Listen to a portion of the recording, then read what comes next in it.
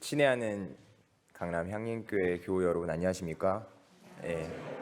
김영균이라고 합니다. 제가 이렇게 평신도 강당 교류에 참여할 수 있게 된 것에 진심으로 감사드립니다. 또 이 시간을 통해 여러분과 제가 예수님의 얼을 닮아가는 그러한 계기로서 나아가는 진보의 시간 되길 주님의 이름으로 축복합니다. 저는 보수교회에서 자란 보수 목회자였습니다. 제가 경험하고 추구했던 신앙의 모습은 여러분들께서 보시기에는 조금 어리석고 어떻게 보면 무지하고 이기적으로 보이실 수도 있겠지만 제가 살아온 신앙 여정 가운데 무척이나 소중하고 진지하던 것들이었습니다. 반대로 여러분들이 품고 계신 가치에 대해서는 제가 무관심하였었고, 그러다가 세월호를 계기로 이러한 진보 진영에 대한 사람들을 만나고 그들과 대화를 하게 되면서 거기에 대한 관심을 갖게 되었습니다. 그 이후로 이어진 여정들이 어쩌면 저를 여기까지 이끌었는지도 모르겠습니다. 그리고 그 변화의 중심에는 한문더 목사님이 계셨습니다. 목사님을 처음 알게 된 것은 2019년 9월부터 11월까지 향림교회에서 진행됐던 길목협동조합 강좌를 통해서였습니다. 그때 받은 가장 인상적인 장면이 어떤 질문에도 끝까지 경청하시고 그것을 지혜롭게 대답해 주시는 것이었습니다. 제가 봤을 때 어떤 몇몇 질문들은 굉장히 어리석어 보였습니다. 왜냐하면 그 강의의 흐름과 맞지 않는 질문들을 뜬금없이 던졌기 때문입니다. 그런데 목사님은 절대 그러한 질문도 무시하거나 가볍게 넘기지 않으시고 끝까지 다 들으신 후에 대답을 하실 때는 그 질문한 사람에게 뿐만 아니라 다른 모든 수강생들에게도 유익이 될 수 있는 답변으로 들려주시는 것이었습니다. 저는 그때 한문도 목사님께 반하게 됩니다. 그래서 그때 완전 매료가 돼서 그때부터 내가 만약에 평신도라면 나는 꼭 한문도 목사님이 있는 교회로 가야겠다라는 결심을 하게 됩니다. 그런데 얼마 지나지 않아 제가 심호하던 교회에서 코로나로 인해 권고 사직을 당하게 됩니다. 평신도가 되어 한문동 목사님이 심호하시는 곳에 가게 되는 꿈이 이루어지게 된 것입니다. 이 코로나로 인해서 여러분들도 아시겠지만 한창 심할 때 교인 수가 정말 어마어마하게 줄어들고 이러한 현상이 장기화될 것 같으니 제가 있던 교회 담임 목사님은 교회를 재건축한다는 이유로 저희 두 부목사님이 계셨는데 두 부목사님께 권고사직이라고 하진 않죠. 다른 교회로 가시는 것이 좋지 않겠느냐는 얘기를 하게 됩니다. 왜냐하면 재건축을 하게 되면 당연히 돈이 많이 필요하고 지금 계신 부교육자분들에 대한 사례비 또 사택에 대한 그런 부분들을 아껴서 재건축 비용으로 이렇게 한다는 얘기였습니다. 여러분, 근데 코로나 때 상황을 아시겠지만 정말 한국 교회 안에서도 보육부 빈익빈 현상이 더욱더 가속화되었었고 그로 인해서 다른 교회들도 마찬가지로 전임 사역자, 사택이 있는 전임 사역자를 구하는 것은 거의 없었습니다. 그래서 졸지에 실업자 신세가 된 저와 부목사님은 인터넷으로 계속해서 사역지를 찾아보고 있는데 다 파트타임인 것뿐인 거예요. 근데 한 가지 제가 감사하다고 하진 않지만 좀 다행스럽다라고 여겼던 부분이 뭐였냐면 제가 미혼이라는 사실이었습니다.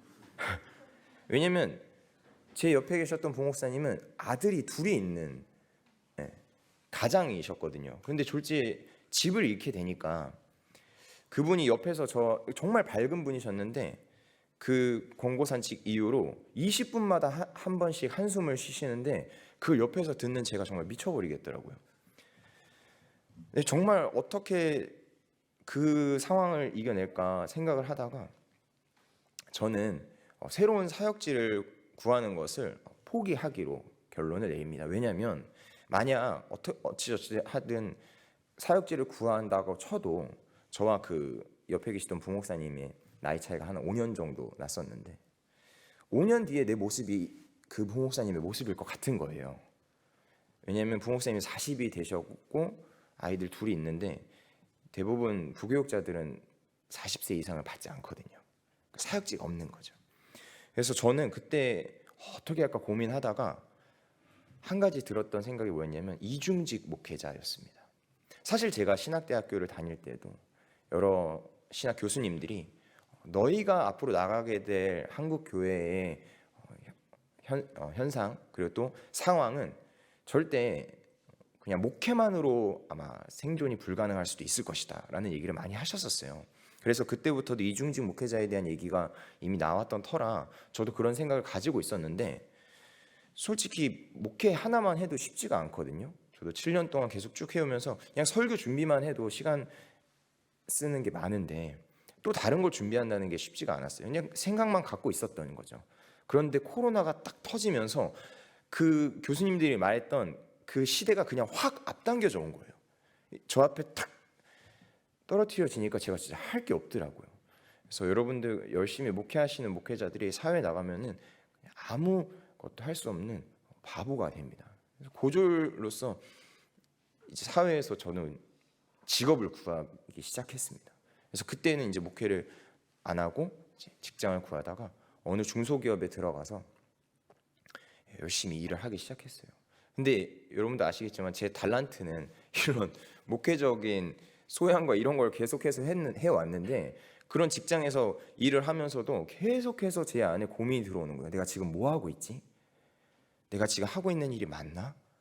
이런 생각이 들면서 저도 모르게 저희 집에서 부모님이랑 같이 살고 있는데 20분마다 한숨을 쉬고 있는 게 바로 제 모습이 된 거예요. 저희 아버지가 장로님이신데 아버지가 저를 보시더니 딱한지 아니면 진짜 답답했는지 이런 말씀 하시더라고요. 아니 영균아, 너가 목회자가 되기로 결심했으면 그냥 거기서 죽는다고 결심한 거 아니었냐? 근데 괜히 또 왜 딴 데 가가지고 또 힘들다고 또 한숨 쉬고 그러냐? 아니 죽을 거면 목회하다 죽어라 이렇게 하시는 거예요. 근데 제가 그 말을 듣는데 할 말이 없더라고요. 그래서 불안감은 제 안에 계속해서 가중되었고, 이중직 목회를 꿈꾸고 그렇게 도전을 했지만 실제로 제 상태는 중간 상태인 거예요. 목회를 제대로 하는 것도 아니고 그렇다고 직장 생활에서 제대로 인정받는 것도 아닌 그런 불안 상태가 지속되자 잠을 못 이루는 날도 많았습니다. 그래서 그때 제가 시작하게 된 게 달리기입니다. 제가 캐나다에서 한 1년 정도 한인교회를 섬긴 적이 있었는데 그때도 혼자 타지 생활을 하다 보니까 불안감이 굉장히 찾아왔었거든요. 근데 그런 어떤 향수병이나 그런 걸 이겨내기 위해서 시작했던 게 달리기였어요. 제가 살던 그 캐나다의 작은 마을에 한 7km 되는 옥수수 밭이 있었거든요. 그래서 거기를 신호등도 안 걸치는 그 옥수수 밭을 맨날 뛰어다녔었어요. 그때 그렇게 뛰면은 제가 갖고 있는 그런 불안감이 많이 사라지더라고요. 그래서 다시 그 불안감이 저에게 찾아왔을 때 달리기를 시작하게 됩니다. 그러면서 이 달리기를 하다 보니까 이 달리기와 이 목회를 어떻게 보면 접목할 수 있지 않을까 해서 저 자신 스스로를 달리는 목사, 그래서 달목이라고 명명하게 됩니다. 그래서 여러분들께서 생명사랑교회 유튜브 한번 찾아보시면 달목과 한목해서 저와 한문호 목사님이 이렇게 좌담처럼 나눈 게 있거든요. 나중에 한번 보시면 재밌을 것 같고요. 그러면서 또 목회에서 달리기를 적용할 때 성경 본문 가운데 달리기에 관한 구절들이 있지 않을까 찾아보니까 바울 서신에 무려 8번이나 달리기에 대한 언급이 있어요. 근데 오늘 우리가 함께 읽은 본문이 바로 그 달리기에 관해 제가 가장 좋아하는 본문입니다. 먼저 바울의 달리기 수업 첫 번째 가르침을 전할 때 12절 말씀을 읽겠습니다. 나는 이것을 이미 얻은 것도 아니며 이미 목표점에 다다른 것도 아닙니다. 그리스도 예수께서 나를 사로잡으셨으므로 나는 그것을 붙들려고 쫓아가고 있습니다. 바울의 달리기 수업 첫 번째 가르침은 바로 자각입니다. 나는 달리는 사람이다라는 자각이 이 러너라고 부르거든요. 러너에겐 굉장히 중요합니다. 그래서 제가 얼마 전에 춘천 마라톤 풀코스를 완주를 했거든요. 근데 그 풀코스 완주를 하기 위해서는 카보 로딩이라는 얘기를 혹시 들어보신 적 있는지 모르겠는데 식단도 철저하게 관리를 해야 합니다. 그래서 대회 일주일 전에는 먹지 않는 음식은 먹지 않는 게 중요해요. 왜냐면 이 오장육부를 관리하는 것도 굉장히 그 달리는 것에 있어서 중요하고 탈이 나게 되면 그것이 달리기에 영향을 미치기 때문입니다. 그러니까 내가 러너라는 자각, 내가 달리는 사람이다라는 자각이 제 삶의 모든 부분에 영향을 미치게 돼요.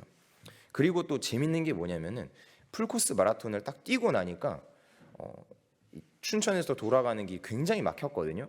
그래서 같이 완주한 친구랑 이렇게 팀앱을 보는데 한 40km 정도 남은 거예요.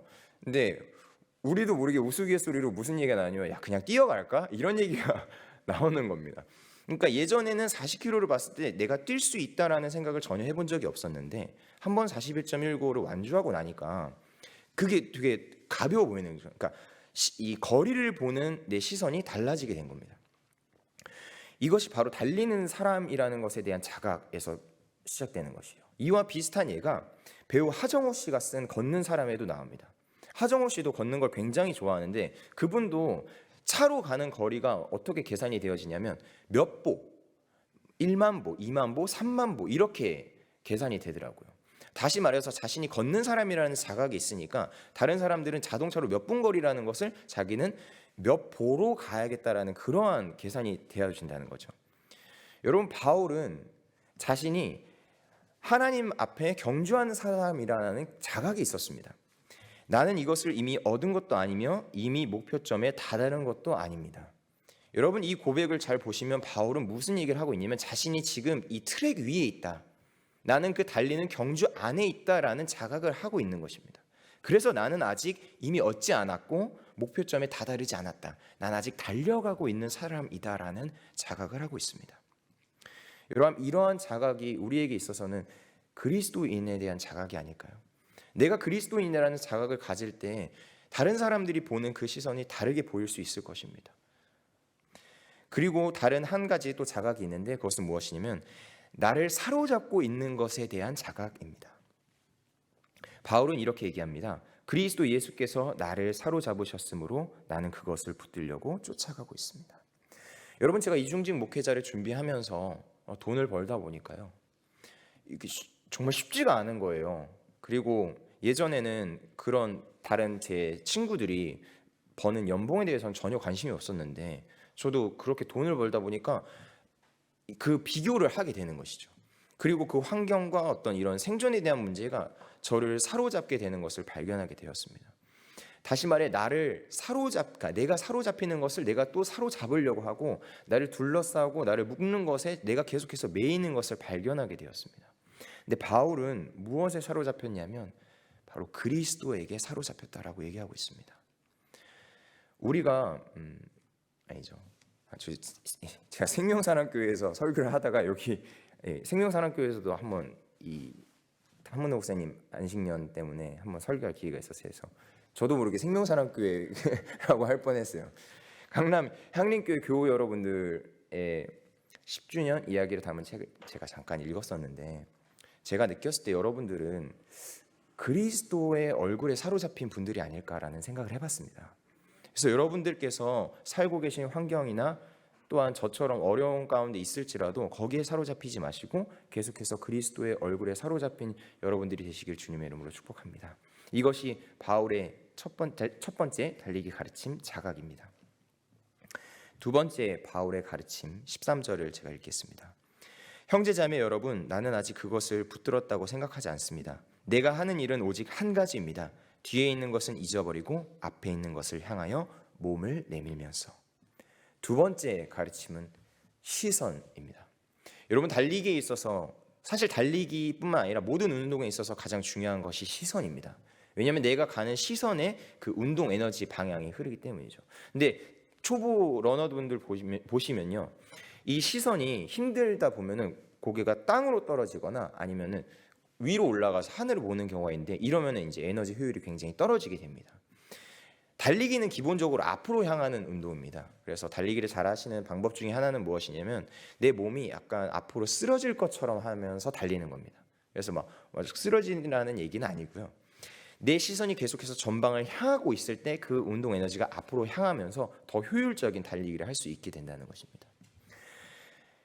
여러분 바울도 이러한 시선을 갖고 있다고 생각합니다. 바울이 말하는 것은 이렇습니다. 뒤에 있는 것은 잊어버리고 앞에 있는 것을 향하여 몸을 내밀면서. 바울은 단순히 앞을 바라본다라고 얘기하지 않고 자신의 몸을 내민다라고 얘기하고 있습니다. 그러니까 제가 달릴 때 제가 갖고 있던 항상 기억하는 그 습관이 여기 그대로 남아 있는 거죠. 여러분 카르페 디엠이라는 말이 있습니다. 제가 그 죽은 시인의 사회를 보고 난 이후로 정말 좋아하게 돼서 그 좌우명으로 삼았는데 현재를 즐겨라. 근데 저는 그것을 좌우명으로 삼으면서도 그게 진정 의미하는 바가 무엇인지에 대해서는 제대로 깨닫지 못했습니다. 그런데 제가 달리기를 하면서 이게 무슨 의미겠구나라는 것을 깨닫게 됐는데요. 그것이 무엇이냐면 달릴 때 땅을 쳐다보지 말라고 했잖아요. 땅은 과거에 대한 저는 일종의 비유라고 제가 생각을 합니다. 과거를 바라보게 되면요, 앞으로 나아갈 수가 없어요. 왜냐하면 계속해서 후회에 젖기 때문입니다. 그리고 힘들다고 고개를 위에 들고 하늘만 바라보게 되면, 그러니까 미래에 대한 비유인데요, 미래만 생각하게 되면 또 달리기를 제대로 할 수 없습니다. 왜냐하면 불안에 사로잡히기 때문입니다. 다시 말해 땅을 보게 되는 것, 내 과거에 사로잡히면 계속해서 후회가 되고, 하늘을 보게 돼서 하늘에만 시선을 두게 되면 미래에 대한 불안으로 가득 차게 되는데, 그 둘을 제외하고 앞을 보고 나아가게 되면 현재에 집중할 수 있겠더라고요. 그래서 저는 달릴 때마다 내가 이렇게 앞에 집중하며 달려나가는 이 지금 이 순간이 현재를 즐기는 카르페 디엠이 아닐까라는 생각을 하게 됐습니다. 바울도 신앙의 여정을 해가는 가운데 계속해서 이 현재에 집중하는 습관을 가지지 않았나 생각해 봅니다. 뒤에 있는 것은 잊어버리고 앞에 있는 것을 향하여 몸을 내밀면서, 이것이 바울이 말한 달리기 가르침 두 번째 시선입니다. 마지막으로 바울의 세 번째 달리기 가르침 14절 말씀을 읽겠습니다. 그리스도 예수 안에서 하나님께서 위로부터 부르신 그 부르심의 상을 받으려고 목표점을 바라보고 달려가고 있습니다. 세 번째 달리기 가르침은 바로 열심입니다. 여러분, 바울이 달리기에 대한 비유를 왜 하필 그러한 신앙의 여정 가운데 사용했을까요? 왜냐하면 우리의 신앙의 여정이 결코 쉽지 않다는 것을 말하기 위해서였다고 생각합니다. 달리기는 굉장히 간단해 보이지만 실제로는 굉장히 강렬한 운동입니다. 그래서 러너분들이 달리다가 다치시는 이유 중에 하나가 뭐냐면 매너리즘에 빠질 때 다칩니다. 다시 말해 달리기가 너무 익숙해지다 보니까 준비 운동도 잘 안 하게 되고, 달리고 난 이후에 쿨다운이라고 해서 이제 몸을 풀어주는 운동도 해줘야 되는데 그것도 무시하는 경우가 많거든요. 그러면 근육통이 쌓이게 되고 반드시 부상으로 이어지게 됩니다. 열심을 다하는 것은 중요합니다. 그런데 그 열심이 모든 것에 있어서 끝까지 유지되는 것이 더욱 중요하다라고 생각합니다. 강남 향림교회 교우 여러분들 가운데서도 신앙의 이 여정이 이미 오래되신 분들이 많이 계시다고 생각합니다. 제가 속한 생명사랑교회에서도 열심을 다하는 분들이 굉장히 많으세요. 근데 그분들이 말씀하시길 뭐라면 언제까지 열심히 해야 되냐 질문을 하시는데, 끝까지 열심히 가져야만 합니다. 여러분, 바울이 이 편지를 쓴 빌립보서의 상황을 보시면은 결코 자유로운 상황은 아니었습니다.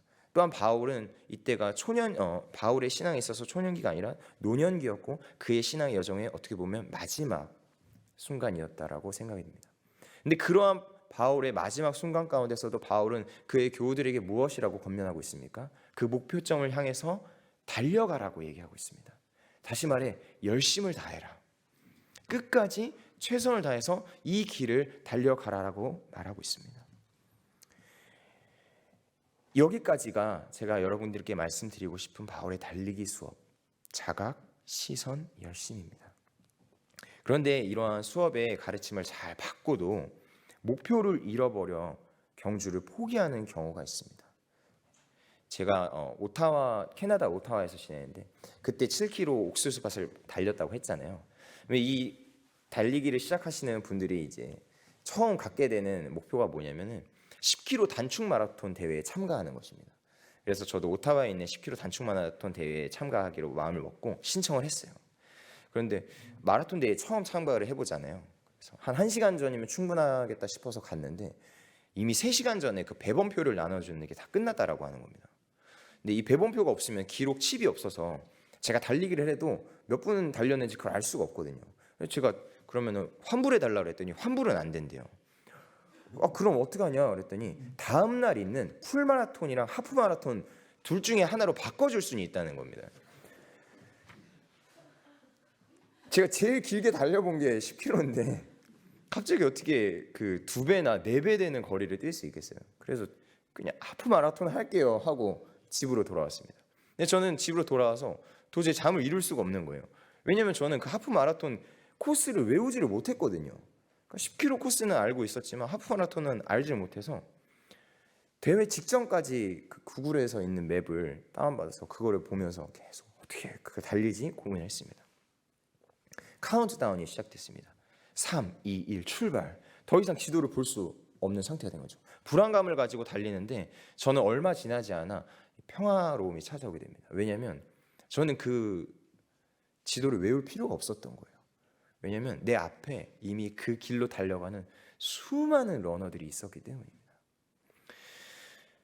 제가 여기서 한 가지 깨달은 것이 무엇이냐면, 내가 목표를 잃고, 아니 내가 그 목표가 어딘지를 모른다 하더라도 그 목표를 향해 달려가는 사람들과 함께만 있다면 완주할 수 있겠다. 저는 그래서 제 생애 첫 코스를 하프 마라톤을 완주를 하게 되는 기염을 토하게 됩니다. 제가 강남 향림교에 오면서 그 10주년 책을 읽으면서 좀 인상 깊었던 구절이 있어서 제가 그걸 적어왔는데요.